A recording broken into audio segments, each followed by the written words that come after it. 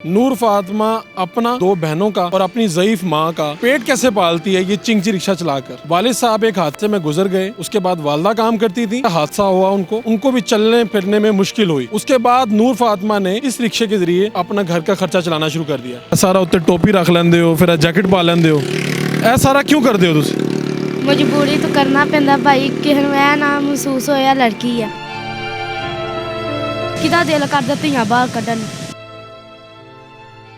Urdu point की videos देखने के लिए हमारा चैनल सब्सक्राइब कीजिए और बेल के आइकन पर क्लिक कीजिए ताकि आप हमारी तमाम आने वाली वीडियो से बाखबर रह सकें। अस्सलाम वालेकुम नाज़रीन, आप देख रहे हैं उर्दू पॉइंट। मैं हूं फ़ारूक शहबाज वड़ाइच। आज की कहानी शेखपुरा की कहानी है और जितनी दिलचस्प है उतनी हैरत अंगेज़ है। मेरे साथ मौजूद है 11 साला बच्ची नूर फातिमा। नूर फातिमा अपना और अपनी दो बहनों का और अपनी ज़ईफ माँ का पेट कैसे पालती है ये चिंची रिक्शा चलाकर। वालिद साहब एक हादसे में गुजर गए, उसके बाद वालदा काम करती थी, उनका हादसा हुआ और उसके बाद उनको भी चलने फिरने में मुश्किल हुई। उसके बाद नूर फातिमा ने इस रिक्शे के ज़रिए अपना घर का खर्चा चलाना शुरू कर दिया। ये इतना मुश्किल काम कैसे करती है और लड़की से एक लड़का बन के और इतने दुख वाला और इतने मुश्किल वाला काम कैसे सर अंजाम दे रही है, इसकी कहानी इसी की ज़ुबानी सुनते हैं। बेटा कदों तो कर रहे हो काम? ਵੱਡੀ ਤੱਕ ਹਾਂਜੀ। ਇਹ ਤੇ ਬੜਾ ਮੁਸ਼ਕਲ ਹੈਗਾ, ਬੜਾ ਵਜ਼ਨੀ ਹੁੰਦਾ ਹੈ। ਸਵਾਰੀਆਂ ਕਿਸ ਤਰ੍ਹਾਂ ਇਕੱਠਾ ਕਰਦੇ ਹੋ, ਕਿਸ ਤਰ੍ਹਾਂ ਲੋਕਾਂ ਨਾਲ ਕਹਿੰਦੇ ਬਿਠਾਉਂਦੇ ਹੋ? ਭਾਈ ਜਦੋਂ ਮਜਬੂਰੀ ਹੋਏ ਉਦੋਂ ਹਰ ਕੰਮ ਉਠਾਉਣਾ ਪੈ ਜਾਂਦਾ। ਕਿੰਨੀ ਉਮਰ ਹੈ ਤੁਹਾਡੀ? 11 ਸਾਲ। ਪੜ੍ਹੇ ਨਹੀਂ ਤੁਸੀਂ ਬਿਲਕੁਲ? ਤੀਸਰੀ ਝੋਟ ਪੈ ਜਦੋਂ ਮਜਬੂਰੀ ਪਾਪਾ ਫੌਤ ਹੋ ਗਏ ਸੀ, ਫਿਰ ਮਾਮਾ ਦਾ ਐਕਸੀਡੈਂਟ ਹੋਇਆ ਸੀ ਤੇ ਫਿਰ ਕੋਈ ਨਹੀਂ ਘਰ ਦਾ ਚੁੱਲ੍ਹਾ ਨਹੀਂ ਚਾਲਿਆ ਜਾਂਦਾ, ਫਿਰ ਮਜਬੂਰੀ ਤੱਕ ਤੇ ਫਿਰ ਕੰਮ ਕਰਨਾ ਹੀ ਪੈਂਦਾ ਸੀ ਨਾ। ਤੇ ਫਿਰ ਮੈਂ ਰਿਕਸ਼ਾ ਸਿੱਖ ਕੇ ਤੇ ਫਿਰ ਮੈਂ ਚਲਾਉਣ ਲੱਗ ਪਈ ਮੰਮਾ ਕੋਲ ਇਜਾਜ਼ਤ ਲੈ ਕੇ। ਮੈਂ ਕਿਹਾ ਹੁਣ ਗੁਜ਼ਾਰਾ ਤੇ ਆਪਣਾ ਕਰਨਾ ਨਾ।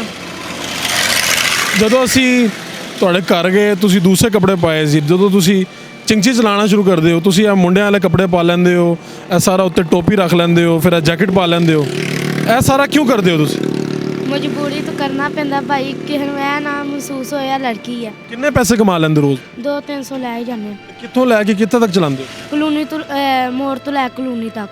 ਆਪਣਾ ਕੀ ख्वाब ਹੈ ਜ਼ਿੰਦਗੀ ਦਾ ਸਭ ਤੋਂ ਵੱਡਾ, ਕਿ ਖਾਹਿਸ਼ ਕਿਹੜੀ ਹੈ ਕਿ ਮੈਂ ਇਹ ਕੰਮ ਕਰ ਲੈਣਾ? ਪੜ੍ਹਨ ਦੀ ਹੈ। ਪੜ੍ਹਨ ਦੀ? ਹਾਂ, ਤੇ ਆਪਣਾ ਘਰ ਬਣਾਉਣ ਦੀ। ਅਗਰ ਤੁਹਾਡੇ ਕੋਲ ਪੈਸੇ ਆ ਜਾਣ ਔਰ ਅੱਛੇ ਵਸਾਇਲ ਆ ਜਾਣ ਤੇ ਇਹ ਕੰਮ ਛੱਡ ਕੇ ਪੜ੍ਹਨਾ ਸ਼ੁਰੂ ਕਰ ਦੋਗੇ? ਕਰ ਦਾਂਗੇ। ਮੈਨੂੰ ਕਾਹਦੀ ਜ਼ਰੂਰਤ ਧੱਕੇ ਖਾਣ ਦੀ? ਮੈਨੂੰ ਆਪਣੀ ਪੜ੍ਹਾਈ ਛੱਡ ਕੇ ਮੈਂ ਆਹ ਕੰਮ ਕਰਨ ਨਹੀਂ, ਤੇ ਮੈਨੂੰ ਆਪਣੀ ਪੜ੍ਹਾਈ ਦੀ ਜ਼ਰੂਰੀ ਹੈ ਕਿ ਮੈਨੂੰ ਇਹ ਜ਼ਰੂਰੀ। ਕਦੀ ਕਿਸੇ ਨੇ ਨਹੀਂ ਪੁੱਛਿਆ ਕਿ ਮੈਂ ਤੁਹਾਨੂੰ ਅਸੀਂ ਪੜ੍ਹਾਉਣਾ ਚਾਹੁੰਦੇ ਹਾਂ, ਤੁਹਾਡੀ ਮਦਦ ਕਰਨਾ ਚਾਹੁੰਦੇ ਹਾਂ? ਕਿਸੇ ਨੇ ਨਹੀਂ ਪੁੱਛਿਆ। कितने बजे सुबह घरों निकलते हो तो वापस कदों जाते हो?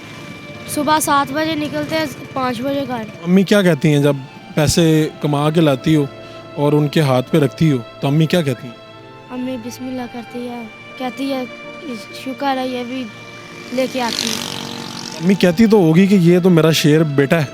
हाँ जी, किदा दिल करदा धीआं बाहर कड्ढन। इस दुनिया ਦੇ ਵਿੱਚ ਬੜੇ ਅਮੀਰ ਲੋਕ ਹੈਗੇ ਨੇ, ਬੜੇ ਐਸੇ ਲੋਕ ਨੇ ਜਿਹੜੇ ਲੋਕਾਂ ਦੀ ਕਿਸਮਤ ਬਦਲ ਸਕਦੇ ਨੇ। ਕਿਸੇ ਨੂੰ ਕੁਝ ਕਹਿਣਾ ਚਾਹੁੰਦੇ ਹੋ?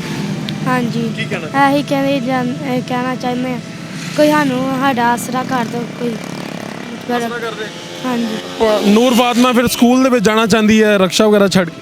हाँ जी। ਬੜਾ ਮੁਸ਼ਕਿਲ ਫੈਸਲਾ ਹੁੰਦਾ ਹੈ ਕਿ ਛੋਟੀ ਜੀ ਬੱਚੀ ਜਿਹਦੀ ਉਮਰ ਵੀ ਬੜੀ ਘੱਟ ਹੈ ਤੁਸੀਂ ਉਹ ਚਿੰਚੀ ਰਿਕਸ਼ਾ ਚਲਾਵੇ। ਜੀ ਸਾਡੇ ਮਜਬੂਰੀ ਬਹੁਤ ਵੱਡੀ ਸੀ, ਮੇਰਾ ਐਕਸੀਡੈਂਟ ਹੋ ਗਿਆ, ਮੈਂ ਛਾਪਰ ਵੇਚਦੀ ਸਾਂ। ਇਹ ਸਭ ਮੋੜ ਤੇ ਪਤਾ, ਸਾਰੀ ਦੁਨੀਆ ਨੂੰ ਪਤਾ ਮੈਂ ਛਾਪਰ ਵੇਚਦੀ ਸਾਂ। ਵੇਚ ਕੇ ਥੋੜੇ ਬਹੁਤਾ ਖਰਚਾ ਕਰਕੇ ਆਪਣੇ ਬੱਚਿਆਂ ਦਾ ਗੁਜ਼ਾਰਾ ਕਰਦੀ ਸਾਂ। ਮਕਾਨ ਕਿਰਾਏ ਤੇ ਉਹਦਾ 5000 ਰੁਪਇਆ ਮਕਾਨ ਦਾ ਕਿਰਾਇਆ ਸੀ, ਨਹੀਂ ਸੀ ਦਿੱਤਾ ਜਾਂਦਾ। ਫਿਰ ਦੂਸਰੀ ਗੱਲ ਮੇਰਾ ਐਕਸੀਡੈਂਟ ਹੋ ਗਿਆ, ਮੈਂ ਬਿਲਕੁਲ ਮੰਜੀ ਤੇ ਡਿੱਗ ਪਈ ਹਾਂ, ਨਹੀਂ ਮੇਰੇ ਕੋਲ ਕੋਈ। ਪੂਰੇ ਘਰ ਦਾ ਖਰਚਾ ਨੂਰ ਫਾਤਮਾ ਚਲਾ? ਹੁਣ ਜੀ ਇਸ ਵਕਤ ਤੇ ਨੂਰ ਫਾਤਮਾ ਮੇਰੇ ਕੋਲ ਕੁਝ ਵੀ ਨਹੀਂ ਹੋਇਆ ਜਾਂਦਾ ਹੈ। ਬੱਚੀਆਂ ਕਿਸੇ ਨੂੰ ਪੜ੍ਹਾ ਨਾ ਸਕੇ? ਵੀ ਇਹਨਾਂ ਘਰ ਦਾ ਹਾਲਾਤ ਹੀ ਬਹੁਤ ਡਾਊਨ ਤੇ ਪੜ੍ਹਾਉਣਾ ਇਹਨੂੰ। ਬੱਚੀ ਵੱਡੀ ਛੋਟੀ ਵੀ ਪੜ੍ਹਦੀ ਸੀ, ਇਹ ਵੀ ਪੜ੍ਹਦੀ ਸੀ। ਉਸ ਤੋਂ ਬਾਅਦ ਨਾ ਪੜ੍ਹਾਇਆ ਹੀ ਨਹੀਂ ਗਿਆ। ਇਹ ਉਹ ਘਰ ਬਹਿ ਗਈ ਬੱਚੀ। ਦੂਜੀ ਬੱਚੀ ਜਿਹੜੀ ਹੈ ਇਹ ਚਾਂਦਗੜ੍ਹ ਚਲਾਉਣ ਲੱਗ ਪਈ ਆਪਣੇ ਭਣੂਜੇ ਕੋ ਜਾ ਸਿੱਖ ਕੇ, ਤੇ ਬਸ ਇਸੇ ਤਰ੍ਹਾਂ ਹੀ ਗੁਜ਼ਾਰਾ। ਤੁਹਾਡੇ ਜਿਹੜੇ ਖਾਵਨ ਸਨ ਉਹ ਕਦੋਂ ਫੌਤ ਹੋਏ? 7 ਸਾਲ ਹੋ ਚਲਾ, ਐਕਸੀਡੈਂਟ ਨਾ ਹੋਇਆ ਸੀ ਉਹਨਾਂ ਦਾ ਵੀ। ਜਿੰਨੀ ਵੀ ਗਰੀਬ ਹੋਏ ਮਾਂ ਆਪਣਾ ਜਿਹੜਾ ਬੱਚਾ ਹੈ ਉਹ ਭਾਵੇਂ ਮੁੰਡਾ ਹੀ ਹੋਏ ਉਹਨੂੰ ਨਹੀਂ ਬਾਹਰ ਕੱਢਦੀ। ਇਸ ਬੱਚੀ ਨੂੰ ਕੱਢਦੇ ਹੋਏ ਤੇ ਬੜੀ ਮੁਸ਼ਕਲ ਪੇਸ਼ ਆਈ ਤੁਹਾਨੂੰ। ਮੈਂ ਜਦੋਂ ਨਿਕਲਦੀ ਨਾ ਮੇਰੀ ਬੱਚੀ, ਮੈਂ ਇੰਨਾ ਦਿਲ ਨੂੰ ਆਪਣਾ, ਮੇਰਾ ਦਿਲ ਰੋਂਦਾ ਹੈ। ਬੜੀ ਟੈਨਸ਼ਨ ਲਈਏ, ਬੜੀ ਟੈਨਸ਼ਨ ਲਈਏ।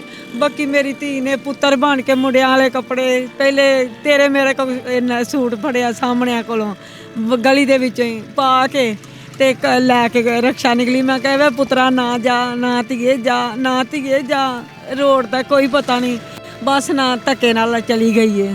ਉਦੋਂ ਤੋਂ ਲਾ ਕੇ ਮਾੜਾ ਚੰਗਾ 200-300 ਲਿਆਉਂਦੀ ਏ ਤੇ ਮਾੜਾ ਚੰਗਾ ਗੁਜ਼ਾਰਾ ਹੁੰਦਾ ਏ। ਕਿਸੇ ਵਕਤ ਹੋਈਏ ਵੀ ਇਹ ਵੇ ਸਾਡੇ ਕੋਲ ਚੁੱਲ੍ਹਾ ਹਜੇ ਵੀ ਨਹੀਂ ਜਗਦਾ, ਹਜੇ ਵੀ नहीं जो जगदा।